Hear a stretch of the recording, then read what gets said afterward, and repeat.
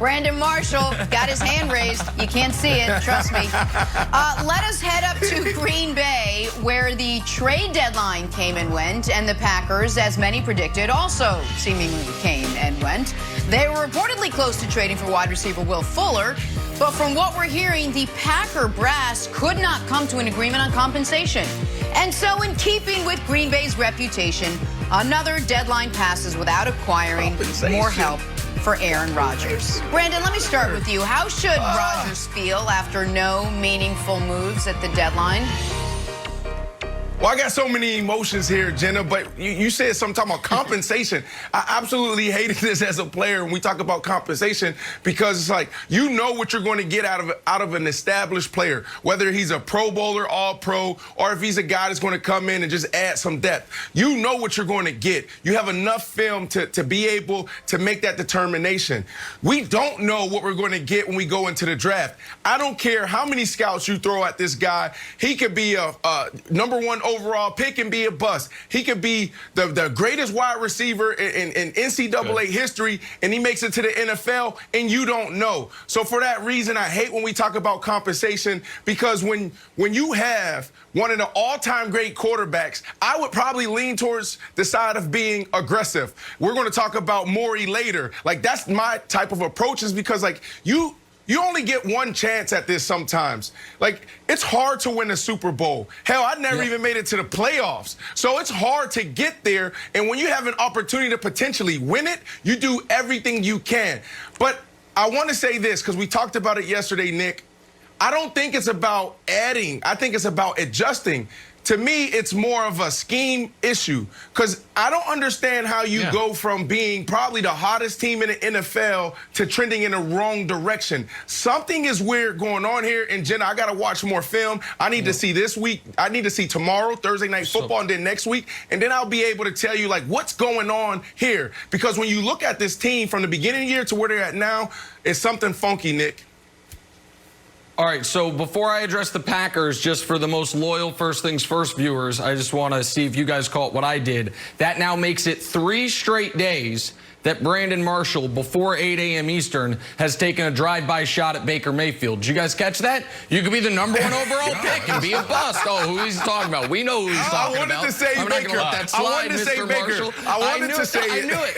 I knew it, but you stayed on topic, but I wasn't going to let it slide. Okay, so the Packers, when it came to compensation, the great Seth Payne, who played in the NFL and did radio in Houston, I think he made a good point, because part of it was the Packers wanted the Texans to pay part of Will Fuller's salary. And as Seth Payne put it, the Packers tried to use the Bill O'Brien coupon code only to find out it was expired. Like, those trades don't exist anymore. If you're going to trade with the Texans, they're going to have to be somewhat fair trades, so the Packers bowed out of it. But Wilds, I'm partially bothered that the Packers didn't make a move, but I'm almost more bothered that the move they didn't make was this move, meaning I think they have a fundamental misunderstanding of what their problem is. They are not a receiver away.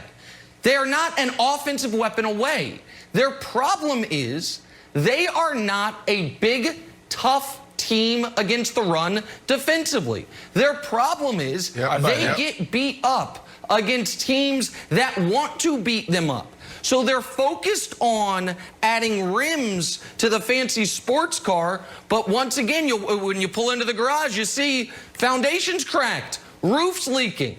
And so when we saw a dozen defensive players get traded, was that not a good analogy, Wilds? When you see a dozen defensive players get traded, and the Packers aren't in on it, to me, it shows a misunderstanding of what their issue is, Wilds. Yep. I agree. I didn't know if the offense was the car and the defense was the garage, and then the foundation is cracked on the defense. My apologies. It's okay. My apologies. Bad job on me.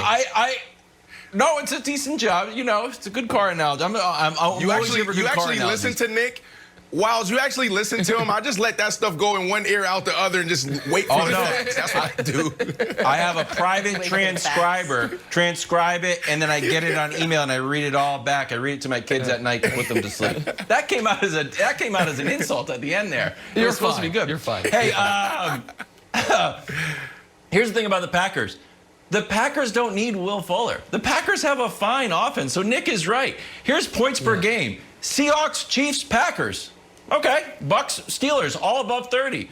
Almost 400 yards a game, are 9th best in the league. And 2 of the teams are Cowboys and Falcons, who just throw the ball around and lose anyways.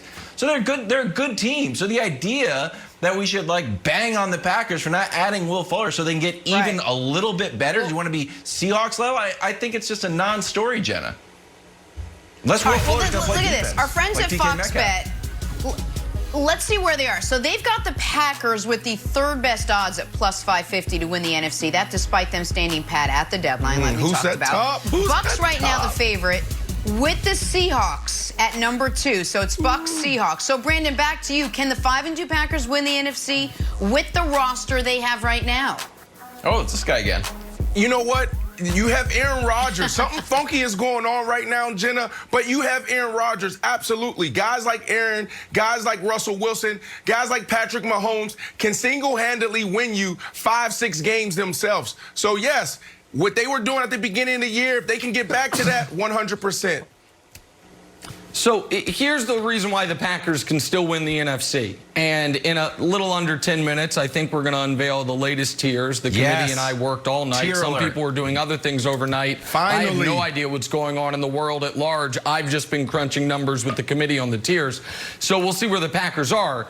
But the reason why I still think they can win the NFC is because the NFC has a surplus of good and a scarcity of great. In the NFL, there are right now 2 great teams with a 3rd team with great potential. It's Kansas City, Pittsburgh, Baltimore. And then the next 6 teams are all in the NFC, but they all have an obvious hole or 2. So Seattle looks like the best team, but the defense is awful. Tampa, their best game has been maybe the most impressive game we've seen all year by anybody, the win over Green Bay. But we also saw them lose to the Bears and then come this close to losing to the Giants. Oh, my goodness. So they're up and down, right? No. Well, Brandon, do you disagree? Right. Like and so I think the Packers have a defensive problem. I don't think do you think the Bucks are a great team? Because I don't think they're a great team. Yes, I think they're a great team. You're the only one. Oh, okay. You're the only one that don't think that they're a great team because of your hatred for Tom Brady. So that's why every time we talk about it, I have to laugh. It's 100%. It has to be. You have one of the best defenses. You have an all-time great quarterback still getting it done, right? Offensively, you're adding Antonio Brown. You have other weapons getting back healthy. Why aren't they the great, one of the greatest teams? I just don't get it. Well, then hold on. Then let me just ask you a question real quick. If that's the case, I know how high you are on Seattle, and you think Tampa's a great team, then I would imagine you think the Packers, while they might be alive, their chances are incredibly slim. Like, is that right? Like, that you think the Packers, the only way for them to thread the needle is for Aaron Rodgers to go into God mode for a month, to just play play the highest level he's ever played for a month? Is that their path to you? Yes, I think that the odds that Jenna just showed us are correct. And I think that if Aaron Rodgers play like he did at the beginning of the season, 100% he can beat anybody. You can put the Kansas City Chiefs and also the Pittsburgh Steelers together and Aaron Rodgers will have a chance. Aaron Rodgers was playing lights out. Okay. That's why these last 3-4 weeks have been alarming, because it's like, how do you go from that to trending in this direction? All right, well, Nick mentioned it. He spent the night crunching those numbers with his committee all night, all the numbers, called me about 15 different times to ask my opinion. He's going to reveal his NFL tiers. That's next. You do not want to miss it. This is good. First things first. Yes.